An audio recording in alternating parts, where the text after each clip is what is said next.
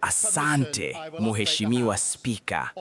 Kwa ruhusa yako, nitalijulisha bunge kuhusu hali ilivyo nchini Iran na katika eneo pana la Mashariki ya Kati pamoja na hatua tunazochukua. Mheshimiwa Spika, Uingereza haikuhusika katika mashambulizi ya awali dhidi ya Iran yaliyofanywa na Marekani na Israeli. Uamuzi huo ulikuwa wa makusudi. Tunaamini kuwa njia bora kwa eneo hilo na kwa dunia ni suluhu ya mazungumzo, ambapo Iran itakubali kuacha kabisa nia yoyote ya kutengeneza silaha za nyuklia na kusitisha shughuli zake za kuvuruga utulivu katika eneo hilo. Huo umekuwa msimamo wa muda mrefu wa serikali mbalimbali za Uingereza. Rais Trump ameonyesha kutokukubaliana na uamuzi wetu wa kutokuhusika katika mashambulizi ya awali, lakini ni wajibu wangu kuamua kilicho katika maslahi ya taifa la Uingereza. Hilo ndilo nililofanya na ninasimama nalo. Hata hivyo, ni wazi kuwa majibu ya Iran yamekuwa tishio kwa watu wetu, maslahi yetu na washirika wetu, na hayawezi kupuuzwa. Iran imeshambulia nchi kadhaa katika eneo hilo. Imezindua mamia ya makombora na maelfu ya drone dhidi ya nchi ambazo hazikuishambulia, zikiwemo UAE, Saudi Arabia, Kuwait, Qatar, Iraq, Bahrain na Oman. Na usiku uliopita, Hezbollah, mshirika wa Iran nchini Lebanon, ilianzisha mashambulizi dhidi ya Israeli kwa lengo la kuongeza makali ya vita. Kuna takriban raia 300,000 wa Uingereza katika eneo hilo, wakazi, familia zilizo likizo na wasafiri wa kupita. Iran imelenga viwanja vya ndege na hoteli ambako raia wa Uingereza wanakaa. Hili ni jambo linalotia wasiwasi mkubwa. Vikosi vyetu vya kijeshi pia viko hatarini. Jumamosi, Iran ilishambulia kambi ya kijeshi nchini Bahrain kwa makombora na drone. Kulikuwa na wanajeshi 300 wa Uingereza kambini humo. Jana usiku, drone iligonga kambi ya RAF Akrotiri nchini Cyprus, lakini hakukuwa na majeruhi. Ni muhimu kusema kwamba kambi zetu nchini Cyprus hazitumiki na mabomu ya Marekani. Shambulio hilo halikuwa jibu kwa uamuzi wowote tuliochukua. Kwa tathmini yetu, drone hiyo ilirushwa kabla ya tangazo letu. Iran imekuwa na msimamo wa uadui kwa Uingereza kwa muda mrefu, na ndiyo sababu tumekuwa tukihakikisha ulinzi wa kambi na wanajeshi wetu uko katika kiwango cha chini. Ni wazi kuwa hata kifo cha kiongozi mkuu wa Iran hakitasimamisha mashambulizi haya. Kwa hakika, hatua zao zimekuwa za kiholela zaidi na hatari kwa raia. Wanalenga si tu malengo ya kijeshi, bali pia ya kiuchumi bila kujali maisha ya raia. Nimekuwa nikizungumza na washirika wetu wa Gaba ambao wamekasirishwa sana na vitendo vya Iran, hasa kwa kuwa hawakuhusika katika mashambulizi ya awali. Wametuomba tufanye zaidi kuwalinda. Kwa sababu hiyo, tumepeleka ndege za kijeshi za Uingereza, Typhoon na F-35 kushiriki katika operesheni za ulinzi zilizoratibiwa, na tayari zimefanikiwa kuzuia baadhi ya mashambulizi ya Iran, ikiwemo kuangusha drone iliyokuwa ikielekea kambi ya muungano nchini Iraq yenye wanajeshi wa Uingereza. Hata hivyo, haiwezekani kuangusha kila kombora au drone baada ya kurushwa. Njia pekee ya kuondoa tishio ni kuharibu makombora hayo kwenye maghala au kwenye maeneo ya kurushia.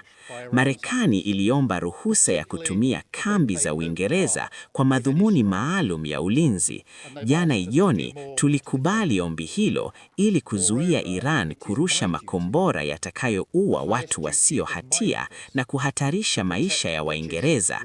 Hata hivyo, hatujiungi na mashambulizi ya kushambulia. Matumizi ya kambi zetu ni kwa madhumuni ya kujilinda tu. Uamuzi wetu unazingatia haki ya kujilinda kwa pamoja chini ya sheria za kimataifa, na tumechapisha muhtasari wa ushauri wa kisheria wetu. Lengo letu kuu ni kuhakikisha Iran haipati silaha za nyuklia. Hilo hatimaye litafikiwa kupitia mazungumzo. Kwa sasa, mawazo yetu yako kwa raia wetu katika eneo hilo. Tunawaomba wote wajisajili ili tuweze kuwasaidia na kufuatilia ushauri wa usafiri wa serikali. Tunatuma timu za kiharaka kusaidia raia wetu na kufanya kazi kwa karibu na sekta ya usafiri na serikali za eneo hilo ili kuhakikisha wanaweza kurejea nyumbani kwa usalama. Pia tunawasiliana na jumuiya za Kiislamu na Kiyahudi hapa Uingereza na kuhakikisha maeneo ya ibada yana ulinzi wa kutosha. Tunajua matukio kimataifa yanaathiri maisha ya watu nyumbani, uchumi, bei za mavari na mshikamano wa jamii. Ndiyo maana hatua zetu lazima ziwe za kisheria na zenye mpango mthabiti. Hatukuhusika katika mashambulizi ya awali na hatutajiunga na mashambulizi ya kushambulia, lakini tutawalinda pepo zetu na kuunga haki ya kujilinda ya washirika wetu. Huo ndio wajibu wa Waingereza, na kwa hayo nawasilisha taarifa hii kwa bunge. Thank you, Mr. Speaker. With permission, I will update the House on the situation in Iran and the wider region and our response. Mr. Speaker, the United Kingdom was not involved in the initial strikes on Iran by the US and Israel. That decision was deliberate. We believe that the best way forward for the region and for the world is a negotiated settlement in which Iran agrees to give up any aspirations to develop a nuclear weapon and ceases its destabilizing activity across the region. That has been the long-standing position of successive British governments. President Trump has expressed his disagreement with our decision not to get involved in the initial strikes. But it is my duty to judge what is in Britain's national interest. That is what I've done, and I stand by it. But, Mr. Speaker, it is clear that Iran's outrageous response has become a threat to our people, our interests, and our allies, and it cannot be ignored. Iran has lashed out across the region. They've launched hundreds of missiles and thousands of drones at countries which did not attack them, including the UAE, Saudi Arabia, Kuwait, Qatar, Iraq, Bahrain, and Oman. And overnight, Hezbollah, Iran's proxy in Lebanon, launched attacks on Israel, seeking to escalate the war. Mr. Speaker, there are an estimated 300,000 British citizens in the regions, residents, families on holiday, and those in transit. Iran has hit airports and hotels where British citizens are staying. It is deeply concerning for the whole House and the whole country. And, Mr. Speaker, our armed forces are also being put at risk by Iran's actions. On Saturday, Iran hit a military base in Bahrain with missiles and drones. There were 300 British personnel on the base, some within a few hundred yards of the strike. Last night, a drone hit RAF Akrotiri in Cyprus. There were no casualties in this strike.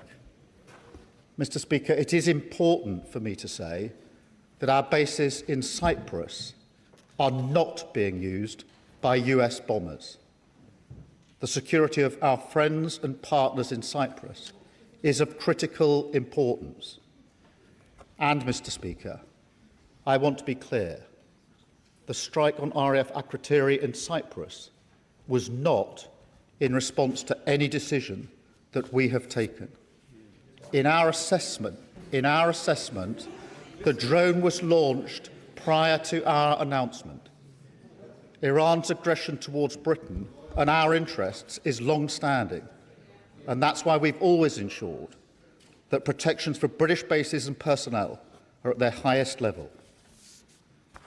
Mr. Speaker, it is very clear that the death of the Supreme Leader will not stop Iran from launching these strikes.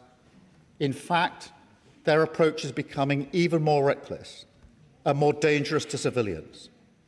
They are working ruthlessly and deliberately through a plan to strike not only military targets, but also economic targets in the region, with no regard for civilian casualties.